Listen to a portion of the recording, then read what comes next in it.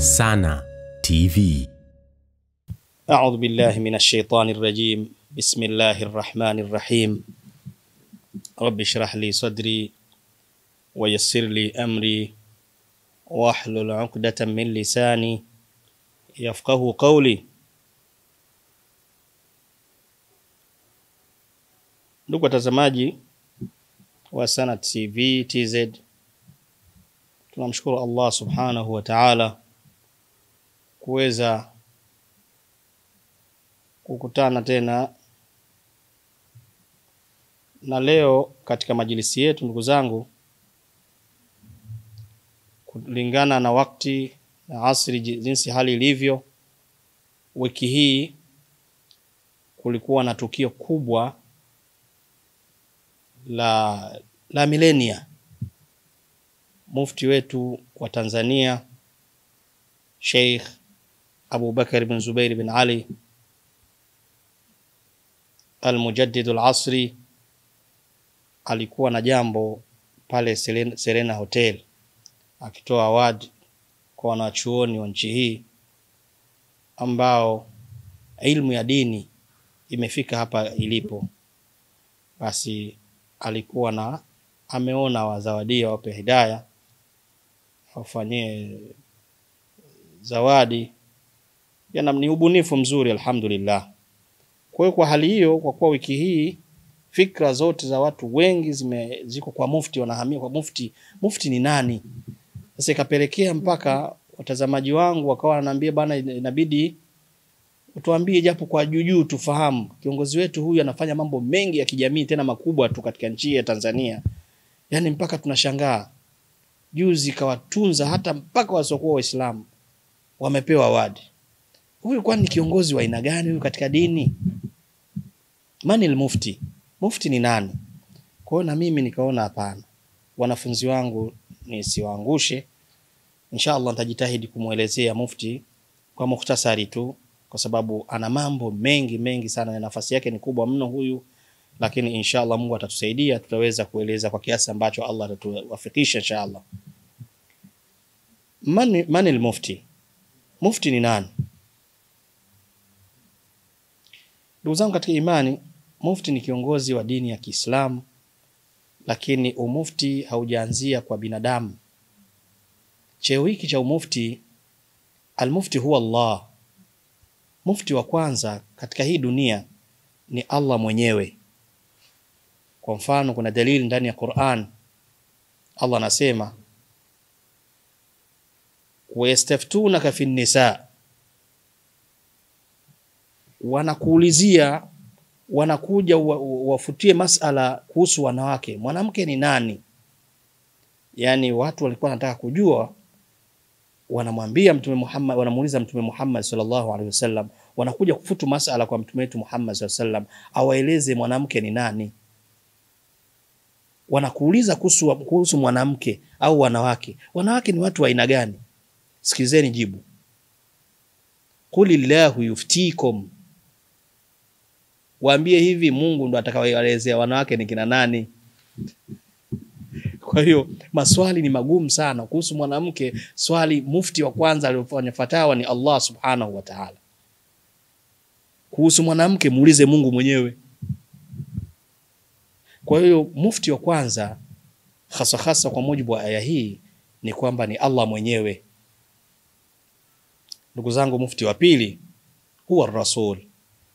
Mufti wa pili ni mtume wetu Muhammad sallallahu alayhi wasallam, ndo mufti wa pili.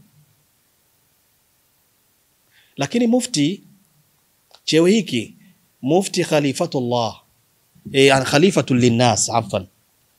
Mufti ni khalifa, ni mwakilishi kwa watu. Bimaana khalifa huyu anawekwa na mtume wetu Muhammad sallallahu alaihi wasallam, kama ambavyo umemwona Allah kamweka mtume wake kuwa mufti ambaye anamwakilisha Allah subhanahu wa ta'ala, mtume wetu Muhammad sallallahu alaihi wasallam. Ndio maana tunaambiwa, in kuntum tuhibbuna Allah, ikiwa nyinyi mnampenda Allah, ndo mufti wenu. Waambie fattabi'uni, nifateni mimi Allah, mtume Muhammad, nifateni mimi mtume, yuhibbukumullah, atakupendeni Mungu. Kwa hiyo na Mtume Muhammad sallallahu alaihi wasallam akamweka khalifa wake. Mliwaona makhalifa wake Mtume Muhammad, wale ndio walikuwa mamufti kipindi chao. Lakini huyu mufti ni mtu wa aina gani? Mufti ana sifa ambazo anakuwa nazo ili aweze kuwa mufti. Al-mufti huwa al-alim. Mufti sharti awe msomi. Mufti ni cheo ambacho hakihitaji mtu ambaye wasiwasi, yani mtu ambaye amegusagusa tu elimu ya dini basi akaja kuwa mufti. Hapana. Mufti huwa al-alim. Mufti anakuwa ni msomi na ni mbobezi, si kwamba ni msomi kusoma tu, ni msomi aliyebobea. Wal mufti huwa al-mujtahid. Na mufti ni mtu ambaye anajitahidi. Na nafikiri mnaona hata mufti wetu haya mambo ya award tulikuwa tukiyaona kwa watu mbalimbali, viongozi au watu si wanasiasa au watu gani wakipewa award katika kazi wanazozifanya kwa jamii. Lakini mufti wetu kwa ijtihadi yake basi ameanza kutoa award na yeye katika nchi yake. Ni ijtihadi. Na huyu ni mtu mmoja wapo katika hii dunia anayeruhusiwa kufanya ijtihad. Mufti man ijtahada wa asaba, anayefanya ijtihad akawa amepatia, fala huwa jahad, anapata thawabu mbili. Thawabu ya kujitahidi, sababu yeye ni mujtahid, na thawabu ya kupatia. Wa man ijtahada fa akhtaa, na atakayekuwa amejitahidi akawa amekosea, fala hu ajrun wahid, huyu atapata thawabu moja ya kuwa mujtahid. Kwa hiyo mamufti wana nafasi hiyo ya kujitahidi. Mambo wanayojitahidi nayo yanachukuliwa kama sheria, inakuwa haina shaka kabisa. Lakini al-mufti huwa al-qadhi. Sharti mufti bwana lazima awe mwanasheria mabwana. Anakuwa hakimu wa dini yetu ya Kiislamu. Mufti lazima awe ni kadhi, awe ni mwanasheria kitaaluma. Lazima mufti awe ni mwanasheria kitaaluma, si kwamba mtu anachukuliwa tu anakuwa mufti bila kuwa mwanasheria wa Kiislamu. Wal mufti huwa yubayinu sharia. Mufti pia anabainisha sheria, kama ulivyoona huku Mtume wetu Muhammad sallallahu alaihi wasallam akaletwa hapa duniani liyubayina linnasi ma nuzila ilaihim. Allah anasema ndani ya Qur'an, ameletwa Mtume Muhammad sallallahu alaihi wasallam ili atuweze kututafsiria, aweze kutubainishia ma nuzila ilaihim, hii Qur'ani ambayo tumeishusha kwa watu. Kwa sababu vinginevyo hii Qur'ani bila Mtume wetu Muhammad sallallahu alaihi wasallam ambaye ni wakati ule ni mufti, basi Qur'ani hii tusingejua Mungu anakusudia nini. Kwa sababu lazima tupate mtu wa kututafsiria, kutubainishia haya maneno. Mungu hapa anataka nini? Mungu hapa alikuwa na maana gani?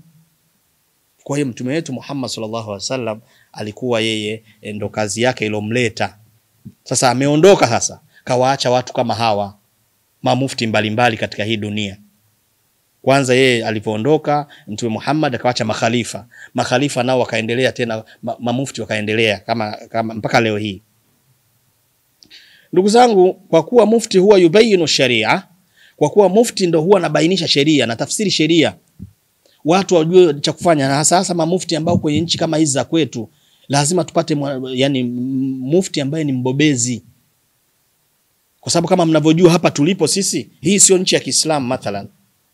Kwa hiyo lazima tumpate mtu aliyosoma dini ya Kiislamu vizuri, sio kagusagusa.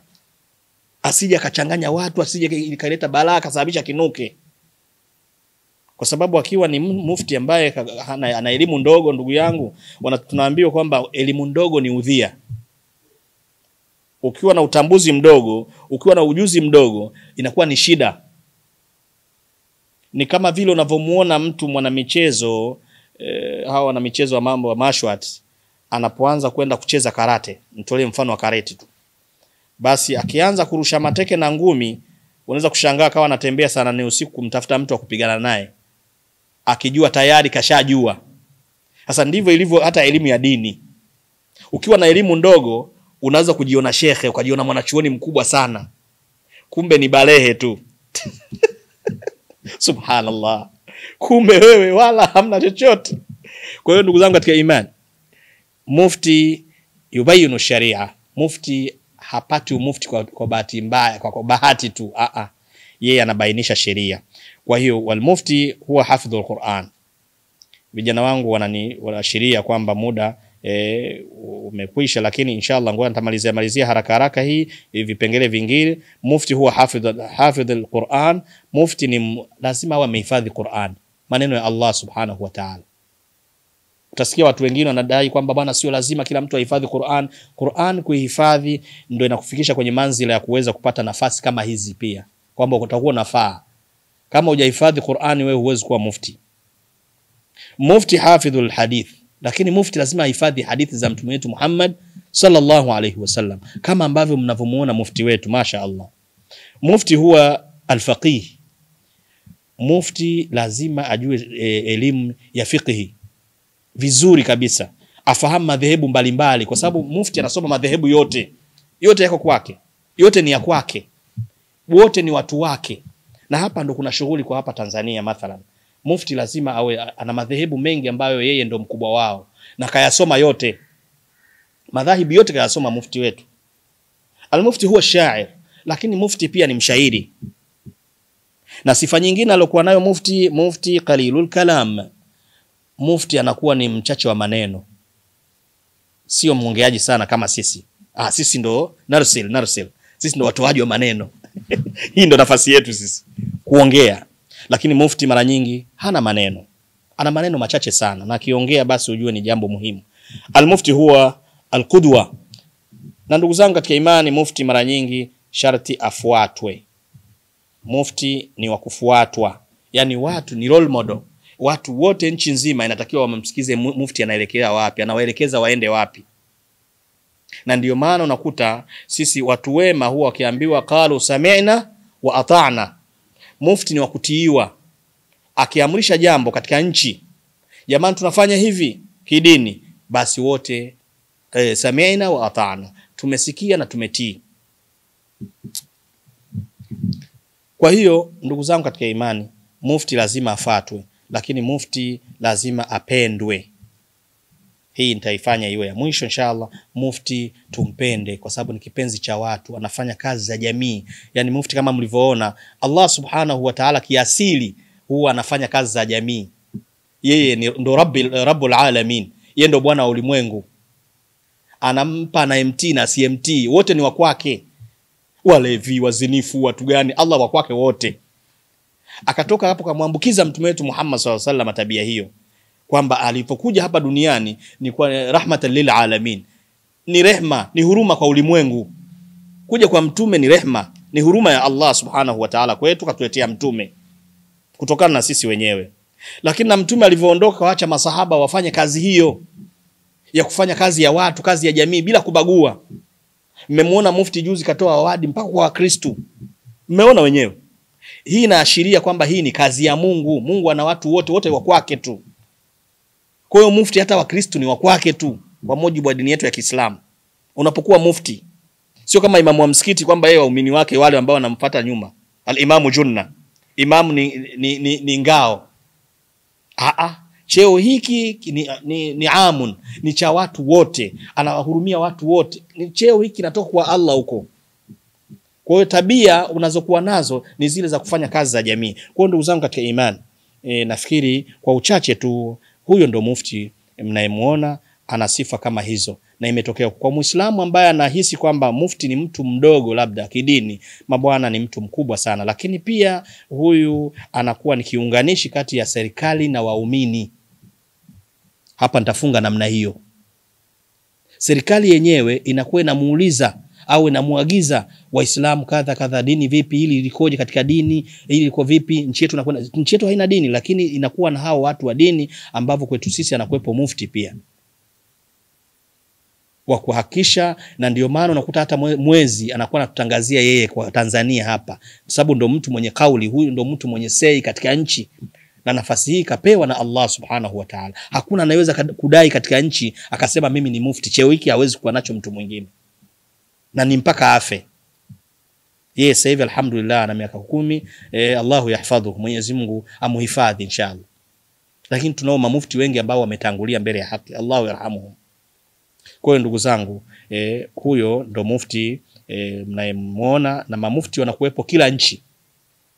Lakini mamufti wenye kazi kubwa sana, mimi huwa mara nyingi, hiyo ni mimi mwenyewe naizungumza Sheikh Mubarak hapa, kwamba mufti ambaye anakuwa katika nchi kama hizi za kwetu ambazo sio za Kiislamu, subhanallah, inabidi awe ni mtu kind. Sasa tumepata bahati kumpata mufti kama huyu, maskini ya Mungu, mpole, ana huruma, mnamuona mzee wa watu, Allahu akbar, lakini matokeo yake anapendwa. Kizuri bwana, kizuri kinaonekana shekhe, anapendwa, hata wasiokuwa Waislamu wanampenda.